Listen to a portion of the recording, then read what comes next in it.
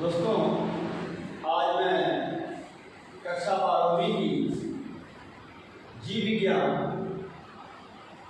की जो चैप्टर है मानव स्वास्थ्य एवं रोग, इस विषय वस्तु पर आप लोगों को बताने जा रहा हूँ। जो पाठ का नाम आपको दिया गया है मानव स्वास्थ्य एवं रोग। तो मानव स्वास्थ्य का शाब्दिक अर्थ क्या होता है, यानी स्वास्थ्य क्या है? तो मनुष्य के शारीरिक रूपों से एवं मानसिक रूपों से पूरी तरह दोस्तों, तो चर्चा हो रही थी कि मानव स्वास्थ्य एवं रोग। तो मानव स्वास्थ्य क्या है, यानी कि मानव को स्वस्थ कब माना जा सकता है? तो जब मनुष्य शारीरिक एवं मानसिक रूप से पूरी तरह फिट हो, उस अवस्था को हम स्वस्थ कह सकते हैं। केवल शारीरिक रूपों से स्वस्थ हो और मानसिक रूपों से वो स्वस्थ नहीं हो तो वह व्यक्ति कभी स्वस्थ हो ही नहीं सकता। अब यानी कि विषय वस्तु चलेगी हम रोग। तो जो रोग है वो उनका प्रसरण कैसे होता है, वो रोग का कारक क्या है, उस रोग का नियंत्रण क्या है, इत्यादि विषयों पर हम बारी बारी से चर्चा करेंगे। तो सबसे पहले इस बात को जानना जरूरी है कि हमें स्वस्थ रहने के लिए किन किन बातों को जानना आवश्यक है। तो हमें स्वस्थ रहने के लिए सबसे पहले नंबर 1 यानी नंबर 1 बात यह है कि व्यक्तिगत सफाई। दूसरा पॉइंट हो जाएगा सामुदायिक सफाई या सामुदायिक स्वच्छता। तीसरा पॉइंट हो जाएगा संतुलित आहार और चौथा पॉइंट होगा व्यायाम एवं विश्राम। इन सभी चीजों का अगर हम ध्यान देते हैं तो हम हमेशा स्वस्थ रह सकते हैं, जिससे मनुष्य की स्वस्थ रहने की जो अवस्थाएं हैं वो कायम रह सकती हैं।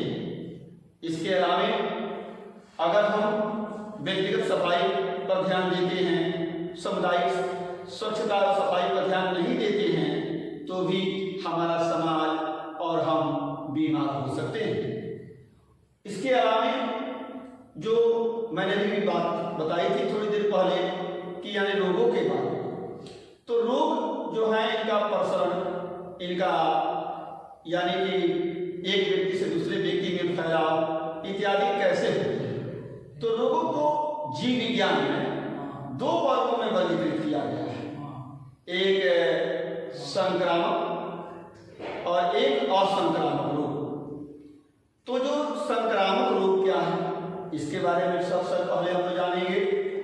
तो वैसे रोग जो एक व्यक्ति से दूसरे व्यक्ति में आसानी से फैलते हो या छुआछूत के द्वारा फैलते हो, उन रोगों को संक्रामक रोग की संज्ञा दी गई है। जैसे हैजा, टीबी, आपको टाइफाइड इत्यादि जो रोग हैं वो एक व्यक्ति से दूसरे व्यक्ति में फैल रहे। आज के वर्तमान में जैसे कोरोना, ये संक्रामक बीमारी इसको हम बोल सकते हैं, जो कि एक व्यक्ति से दूसरे व्यक्ति में इसका प्रसरण हो रहा है। तो वैसे रोग जो एक व्यक्ति से दूसरे व्यक्ति में हवा के माध्यम से, जल के माध्यम से, भोजन के माध्यम से या संपर्क के माध्यम से जब फैलते हैं तो उन्हें हम संक्रामक रोग की संज्ञा देते हैं।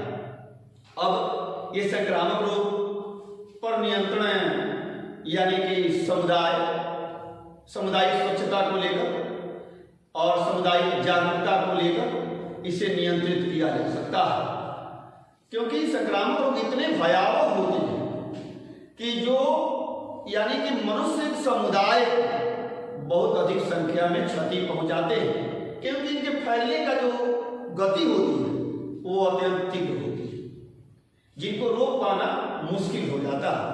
जब चेचक, इन्फ्लुएंजा और यानी प्लेग इत्यादि का टीका विकसित नहीं हुआ तो पूरे देश में यानी कि विश्व में इस बीमारी के चलते लाखों करोड़ों लोगों को जान गंवानी पड़ती थी।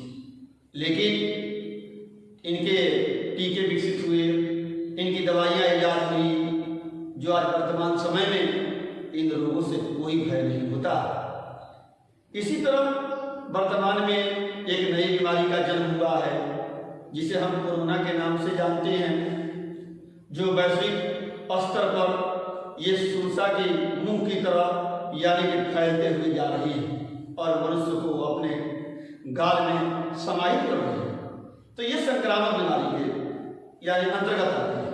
अब चलते हैं असंक्रामक बीमारी। असंक्रामक बीमारियां क्या है? तो ऐसी बीमारियां जो एक व्यक्ति से दूसरे व्यक्ति में हवा, भोजन, जल इत्यादि के द्वारा नहीं फैलती है, उसे हम असंक्रामक रोग की संज्ञा दे सकते हैं। यह असंक्रामक रोग हार्मोनल गड़बड़ी के कारण होते हैं। कई प्रकार के खनिज तत्वों, विटामिन्स इत्यादि की कमी से होते हैं, जैसे डायबिटीज, मधुमेह जिसे हम बोलते हैं। यह जो रोग है असंक्रामक रोग है। कैंसर ये भी असंक्रामक रोग है, जो कि यानी एक व्यक्ति से दूसरे व्यक्ति में इसके फैलने का कोई चांस नहीं है। इसमें यानी कि मनुष्य के हार्मोन संबंधी गड़बड़ियों के कारण ये होने वाले हैं। इन रोगों को काबू करने के लिए विश्व स्वास्थ्य संगठन WHO वैश्विक स्तर पर अपना कार्य करती है और समय समय पर यानी कि इन बीमारियों का कारण, निवारण, रोकथाम, नियंत्रण इत्यादि विषयों को वो जनता के सामने प्रस्तुत करती है और जनता इन कार्यक्रमों को जानकर उस बीमारी के बारे में अपना बचाव करती है।